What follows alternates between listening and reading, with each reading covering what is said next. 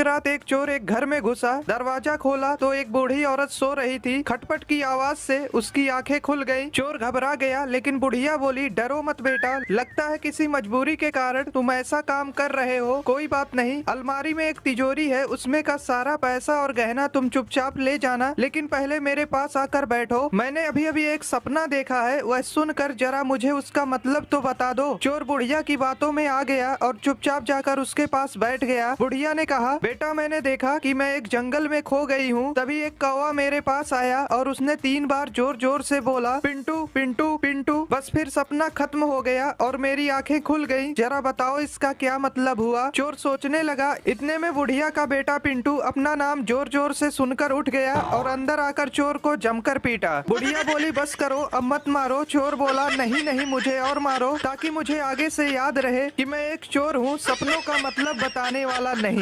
एक तरफ पूरा प्ले बॉय समाज डरा हुआ है तो दूसरी तरफ धोखा खाया पूरा एक समाज खुशी मना रहा है। तो एक कहानी है मुजफ्फरनगर की, जब एक लड़का और एक लड़की रिलेशनशिप में आते हैं। जिंदगी में खुशी के पल पिरोकर एक दूसरे के दिन हसीन बनाते हैं। भरोसा एक ऐसी चीज है जिसका कोई सर्टिफिकेट नहीं होता, इसलिए विश्वास करके एक दूसरे को गले लगाते हैं। पर एक दिन खिड़की से एक परिंदा एक कागज लेकर आता है, जिसे पढ़कर उस लड़की का दिल एकदम टूट जाता है। खुदगर्जी की चिट्ठी पढ़ती है जिसमें लिखा होता है कि मेरे घर वालों ने मेरी शादी कहीं और तय कर दी। पर वो कहती है कि सुनो, हम मना लेंगे, तुम्हारे घर वाले ही तो है, समझा देंगे। पर लड़का कुछ बहाने बनाने के बाद साफ मना कर देता है। तो लड़की सवाल करती है, ये बात तुम्हें तब याद नहीं आई जब तुम मेरा जिस्म नोच रहे थे। तो लड़का गुस्सा होकर कह देता है कि देखो, इसमें दोनों की मंजूरी थी। पर लड़की कहती है कि मंजूरी इसलिए थी क्योंकि तुम मुझसे शादी करने वाले थे। लाखों बार ना सुनने के बाद लड़की एक प्लान बनाती है और उसे मिलने बुलाती है और दोनों मिलकर ये डिसाइड करते हैं कि एक आखिरी बार हम बिस्तर होंगे। और रूम में पहुंचने के बाद जब उनके बीच ये सब शुरू होता है तो लड़की नीचे जाकर उसका काट देती है। उसने सही किया या गलत ये कमेंट्स में जरूर बताना। बाकी वे तो अपने सभी प्ले बॉय दोस्तों को भी। एक बच्चे का जन्म होने वाला था। जन्म से कुछ समय पहले बच्चा भगवान से बोला, हे प्रभु, मैं इतना छोटा हूँ, खुद से कुछ कर भी नहीं पाता, भला मैं पृथ्वी पर कैसे रहूंगा, मुझे कहीं नहीं जाना, मुझे अपने पास ही रहने दीजिए। भगवान बोले, हे बालक, मैंने तुम्हारे लिए एक फरिश्ता चुना है, वो तुम्हारे लिए मुस्कुराएगा भी और तुम्हारा ख्याल भी रखेगा। बच्चा बोला, जब लोग मुझसे बात करेंगे तो मैं समझूंगा कैसे, मुझे तो उनकी भाषा भी नहीं आती। भगवान बोले, तुम्हारा फरिश्ता तुमसे मधुर शब्दों में तुमसे बात करेगा, वो तुम्हें चलना बोलना और प्रार्थना करना भी सिखाएगा और वो तुम्हें सभी बुरे लोगों से बचाएगा, भले ही उसकी जान ही क्यों न चली जाए। इस बीच पृथ्वी से किसी के कराहने की आवाज सुनाई दी। बच्चा समझ गया कि अब उसे जाना होगा। बच्चा बोला, हे ईश्वर, मेरे जाने का समय हो गया है, कृपया करके मुझे उस फरिश्ते का नाम बता दीजिए। भगवान बोले, तुम नाम जानकर क्या करोगे, बस इतना जान लो, तुम पृथ्वी पर उसे माँ कहकर बुलाओगे तो बस अपनी प्यारी माँ के लिए एक लाइक करके सब्सक्राइब कर दो।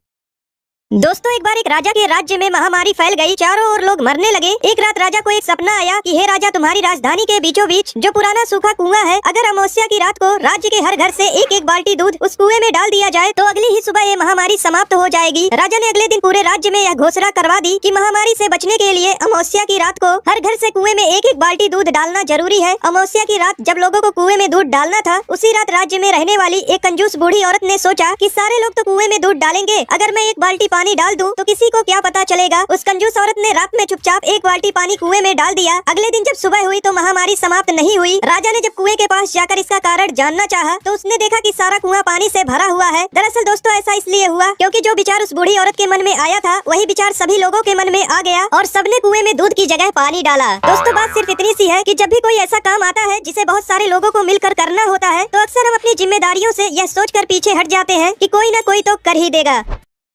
एक लड़का एग्जाम हॉल में बैठा था। पेपर बहुत टफ था, वह चीटिंग करना चाहता था, लेकिन एग्जामिनर बहुत स्ट्रिक्ट था। थोड़ी देर बाद लड़के ने एग्जामिनर को अपने पास बुलाया और उसके कान में कुछ फुसफुसाया। एग्जामिनर चुपचाप जाकर चेयर पर बैठ गया और वहीं बैठा रहा। सभी छात्रों ने खूब चीटिंग की। एग्जाम खत्म हुआ तो सभी ने बाहर आकर उस लड़के से पूछा, भाई तूने एग्जामिनर को ऐसा क्या बोला कि वो चेयर से उठे ही नहीं। वह लड़का शर्माते हुए कहा, मैंने बोला था सर, पीछे से आपकी पैंट फटी है। दोस्तों, 2 लड़के लड़की शादी करना चाहते थे, लेकिन लड़की का बाप चाहता था कि शादी ना हो, इसलिए उसने लड़के के सामने एक शर्त रखा कि अगर बारात में कोई भी बूढ़ा आदमी आया तो शादी नहीं होगी। लड़के ने मजबूरी में शर्त मान ली। जब बारात लड़की के घर जाने के लिए निकलने वाली थी, तभी लड़के के नाना ने कहा, मैं भी जाऊंगा बारात। लोगों ने समझाया कि अगर आप गए तो शादी नहीं होगी। नाना बोले, चाहे कुछ भी हो, लेकिन मैं जाऊंगा। लोगों ने फैसला किया कि बूढ़े नाना को डिग्गी में बैठा लो, लेकिन उन्हें बाहर मत निकालना। नाना को डिग्गी में डाल दिया गया। जब बारात पहुंची तो लड़की के बाप ने फिर से टांग अड़ा दी और लड़के से कहा शादी तभी होगी जब तुम पास के इस तालाब से पानी की जगह दूध बहवा दो। बारातियों ने कहा यह तो पॉसिबल नहीं है। बारात वापस आने लगी तभी नाना ने डिग्गी से आवाज लगाई, बस इतनी सी बात के लिए तुम सब वापस जा रहे हो? जाओ जाकर लड़की के बाप से कह दो कि हमने दूध का इंतजाम कर लिया है, आप तालाब का पानी खाली करा दो।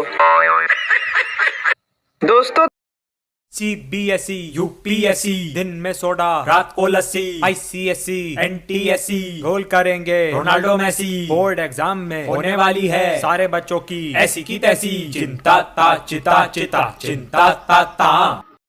दोस्तों 3 लड़के थे, तीनों ने मिलकर एक बॉल खरीदी जिसकी कीमत 30 रुपए थी। तीनों ने 10-10 रुपए मिलाकर 30 रुपए दुकानदार को दिए और वो दुकान से जाने ही वाले थे तभी दुकानदार को याद आया कि बॉल तो सिर्फ 25 रुपए की है। दुकानदार ईमानदार था, उसने तुरंत अपने नौकर से 5 रुपए लौटाने को कहा। जब नौकर ने 5 रुपए वापस किए तो तीनों लड़कों ने खुश होकर 2 रुपए टिप उस नौकर को दिए और 1-1 रुपए आपस में बांट लिए। कुछ देर बाद एक लड़का कहने लगा कि हमने तो 9-9 रुपए खर्च किए हैं, इसलिए बॉल की कीमत हुई 27 रुपए और फिर 2 रुपए नौकर को टिप दिए, मतलब हुए 29 रुपए। लेकिन हमने तो टोटल 30 रुपए दिए थे, आखिर 1 रुपया कहाँ गया? दोस्तों अगर आप समझ गए हैं कि 1 रुपया कहाँ गया तो जरूर बताइए और अगर इसका सही जवाब जानना चाहते हैं तो कमेंट बॉक्स में पिन है।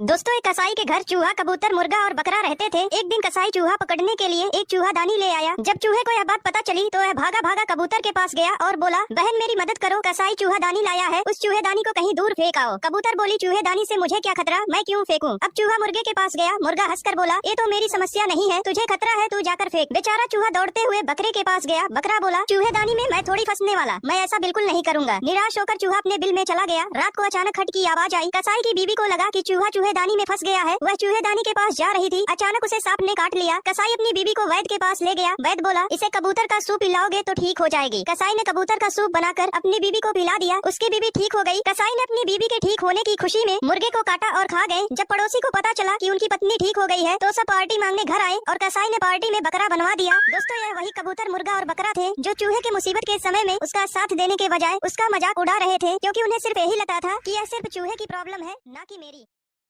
तुम्हें पता है एक जेंटलमैन कौन होता है? जो तुम्हारी बकवास बातें भी बड़े गौर से सुने, जो तुम्हारा रंग रूप दौलत देखकर नहीं, तुम्हारी मासूमियत देखकर तुम्हें प्यार करे, जो तुम्हारी बिना फिल्टर वाली फोटो की भी तारीफ करे और जब तुम इनसिक्योरिटीज हो तो इग्नोर नहीं क्लियर करे, जिसे तुम्हारे जिस्म से नहीं बालों से खेलना पसंद हो, जो तुम्हारी मर्जी के बगैर तुम्हें उस नज़र से देखे भी ना, भले ही तुम्हारी आँख खुली हो या बंद हो, जो तुम्हें भले ही कितना भी प्यार करता हो लेकिन अपनी माँ को हमेशा प्रायोरिटी दे, जो महंगे महंगे गिफ्ट्स भले ही ना दिलाए लेकिन तुम्हारे पीरियड्स में तुम्हें एक चॉकलेट जरूर ला कर दे, जो भले ही तुम्हारी गलतियों पे तुम्हें डांटे लेकिन दूसरों के आगे बहुत रिस्पेक्ट से बात करे, जिसके पास ऑप्शंस भले ही कितने हो लेकिन वो हमेशा सिर्फ तुम्हें ही चुने, जो तुम्हारे आगे रोने से बिल्कुल ना शर्माए और उसे देखकर जब तुम रो दो तो वो चुप हो जाए। और अगर ऐसा लड़का तुम्हें मिले तो उसका साथ कभी मत छोड़ना।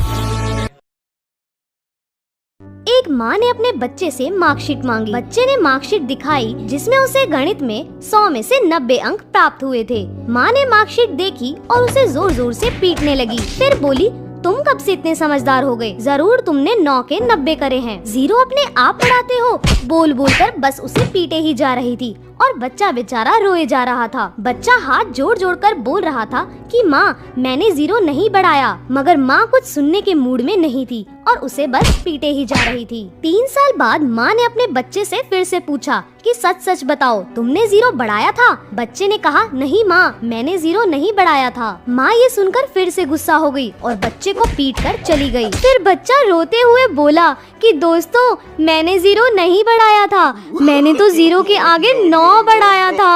और ये बात दूर खड़ी माँ ने सुन ली और आगे क्या हुआ आप देख ही सकते हैं। होली पर इतने भी पुराने कपड़े मत पहन लेना कि कोई रंग लगाने की बजाय रोटी देकर चला जाए। When you study, you pass. And when you pass, you get happy. And when you get happy, you play. And when you play, you get tired. And when you get tired, you get sick. And when you get sick, you die. So don't study. Pintu एक बार अपने घर की light सुधार रहा था, तभी उसके ऊपर बिजली का तार गिर गया। पिंटू तड़प तड़प कर मरने ही वाला था कि अचानक उसे याद आया कि बिजली तो सुबह से बंद है। वापस उठकर हंसते हुए बोला, साला याद नहीं आता तो आज मर ही जाता। एक पिता अपनी बेटी के लिए लड़का देखने गया। उन्होंने लड़के के पिता से पूछा, छोरो काई करे है? लड़के के पिता ने कहा, सीए है। उन्होंने पूछा, छोरा की बहन काई करे है? पिता ने कहा, वाह भी सीए है। उन्होंने फिर पूछा, छोरा की माँ काई करे है? पिता ने कहा, वाह भी सीए है। उन्होंने फिर पूछा, अरे वाह, सब सीए है, मतलब आप भी सीए ही होगा? लड़के का पिता, ना ना, मैं तो घाघरा ब्लाउज कटिंग करूं, ये सब लोग सीए हैं।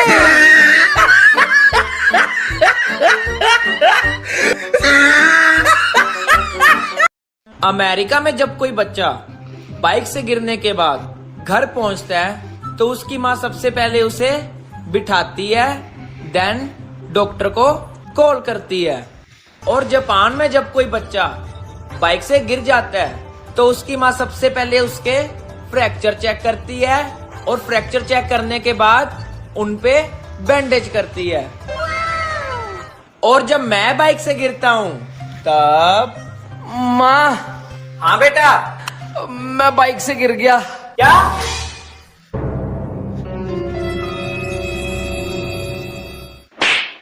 और तेज चला बाइक।